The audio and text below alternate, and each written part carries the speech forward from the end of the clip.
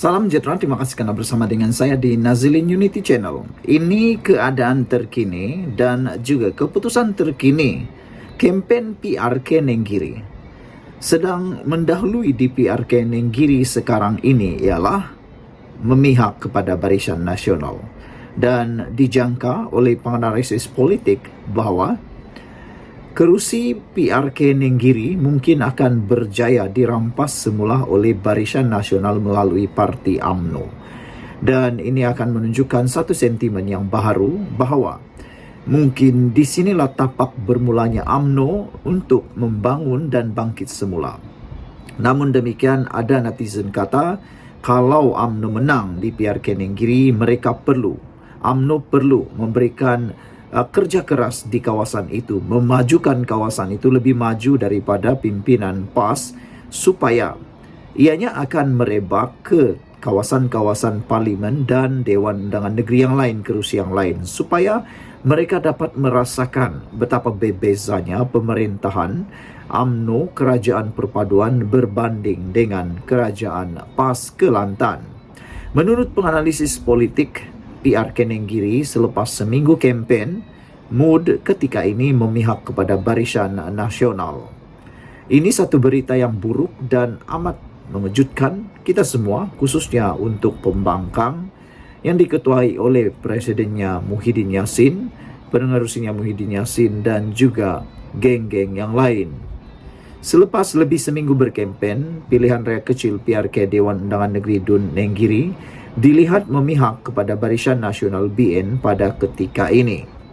Penganalisis politik dari Universiti Malaya, Dr. Muhammad Taufik Yaakob berkata, berdasarkan pemerhatian pihaknya yang telah turun padang di kawasan itu, ia disebabkan pengundi orang asli secara besarnya memihak kepada Barisan Nasional. Kedua, katanya, pengaruh bekas ahli Parlimen Gua Musang, Tengku Razali Hamzah yang masih lagi kuat di kawasan berkenan, khususnya di Nenggiri. Walaupun kawasan itu majoritinya orang Melayu, tetapi keadaan politik di Nenggiri atau Gua Musang itu, templatenya kita tak boleh samakan dengan Sungai Bakap, Kuala Kubu Baharu atau Pelangai.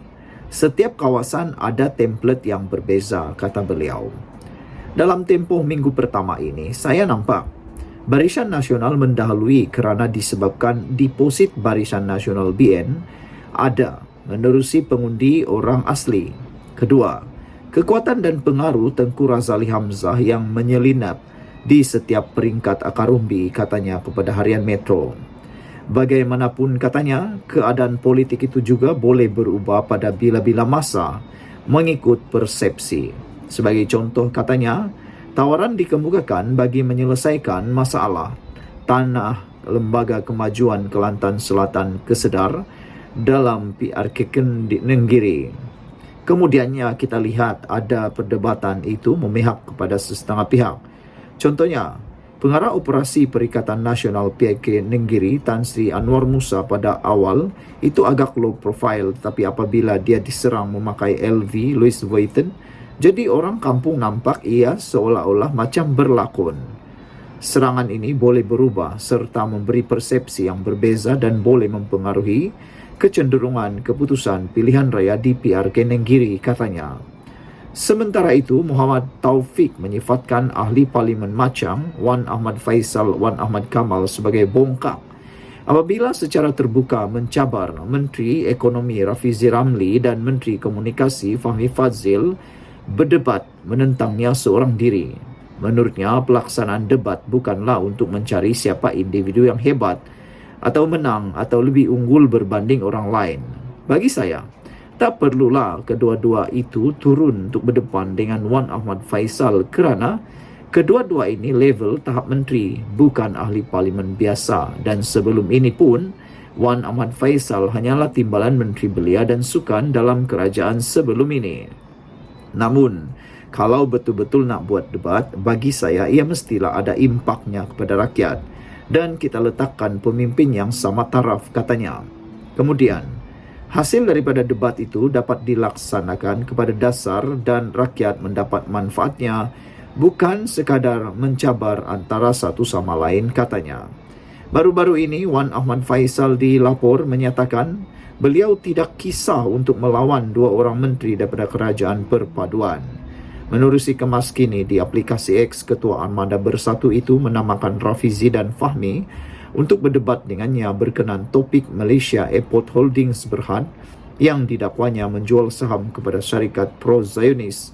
Rafizi sebelum ini mengajak Wan Ahmad Faisal untuk berdebat mengenai topik bagaimana merancangkan ekonomi dengan mencetak uang. Sekian dulu untuk kali ini. Jangan lupa tinggalkan komen anda, tekan butang subscribe. Bye. Salam sejahtera, terima kasih kerana bersama dengan saya di Nazilin Unity Channel. Satu lagi pendedahan yang menarik tentang Tun Dr. Mahathir Mohamad ialah bahawa segala usaha Tun Mahathir selama ini telah pun gagal, kata Puad Zarkasi. Sejauh mana anda bersetuju dengan pendapat ini? Kenyataan bekas Perdana Menteri Tun Dr. Mahathir Mohamad berhubung peletakan jawatan disebabkan Parti Pribumi Bersatu Malaysia Bersatu tidak mahu mendengar nasihatnya adalah bukti bahawa nasihat Tun Mahathir adalah tidak laku lagi. Sehingga ada netizen yang turut menulis dengan lebih lantang dan lebih keras. Mereka kata Tun Mahathir dengan tanda petik telah pun mati dan tidak relevan lagi. Mereka kata telah pun mati dari segi politiknya. Mereka kata dengan kekalahan teruk Tun Mahathir Mohamad di PRU di Langkawi bersama dengan Parti Pejuang dan juga anak-anak dan geng-gengnya telah menyebabkan Tun Mahathir mati secara politik di Malaysia. Ahli Majlis Kerja Tertinggi UMNO, Datuk Muhammad Dr. Puad Zarkasi berkata, kenyataan Dr. Mahathir itu benar, malah usaha mahu menjadi Perdana Menteri interim adalah bukti bahawa beliau sebenarnya enggan melepaskan jawatan tertinggi itu. Usaha Tun Mahathir untuk menjadi Perdana Menteri interim, kata Puad, adalah bukti bahawa sebenarnya Tun Mahathir tidak mahu langsung melepaskan jawatan itu, apalagi ingin memberikannya kepada Anwar Ibrahim. Tun Mahathir mempunyai sentimen untuk cuba menghalang sedaya upaya Anwar Ibrahim jadi Perdana Menteri. Malangnya, kesiannya, di saat Mahathir sudah tidak berdaya, di saat Mahathir kalah teruk dalam pilihan raya, waktu itulah Anwar Ibrahim bangkit sebagai orang yang telah dianiaya kini menjadi Perdana Menteri, bahkan lebih hebat daripada Perdana Menteri yang lain. Kata Puad lagi, itu pun gagal. Usaha mau jadikan Perdana Menteri, mahu jadi Perdana Menteri interim, terpaksalah dia letak jawatan.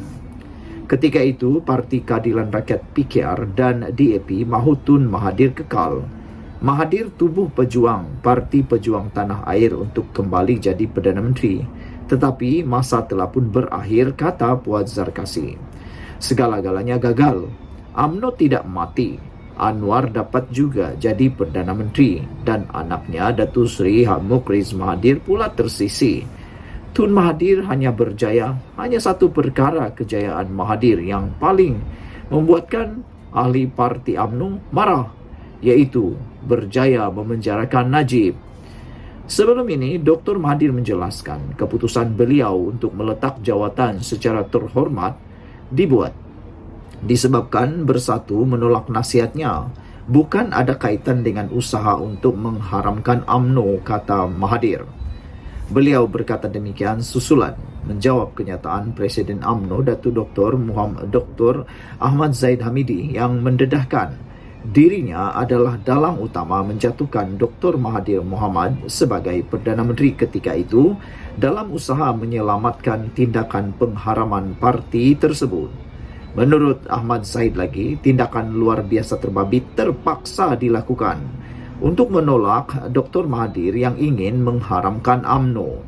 Mengulas lanjut, Muhammad Puad Zarkasi berkata, Dr. Mahathir merupakan individu yang tidak gemar mengalah, namun disebabkan hal itu beliau terpaksa mengalah.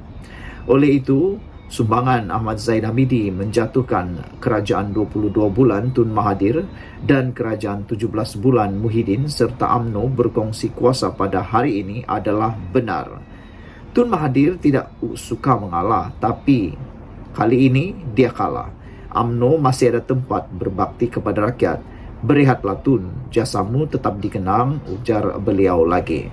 Sejauh mana anda setuju dengan apa yang dikatakan oleh Puad Zarkasi ini? secara keseluruhannya tidak dapat dinafikan bahwa ada kebenaran apa yang Puan Zarkasi katakan ini, yaitu Tun Mahathir Mohamad hanya berjaya membuat satu perkara, memenjarakan Najib. Tetapi untuk dapat menghalang Anwar Ibrahim sebagai Perdana Menteri, itu jauh sekali daripada berjaya. Bahkan di saat Mahathir masih hidup, di saat Mahathir dapat memerhati lagi, Anwar Ibrahim menjadi Perdana Menteri. Sehingga ada netizen kata, mungkin itu ketentuan daripada ilahi, daripada Allah, supaya Mahathir dapat melihat, menonton betapa hebatnya Anwar Ibrahim menjadi Perdana Menteri. Tapi seperti yang dikatakan oleh Muhammad Fuad Zarkasi, baguslah, baiklah kalau Tun Mahathir berehat. Jasamu dikenang. Kita jumpa lagi. Jangan lupa tinggalkan komen Anda.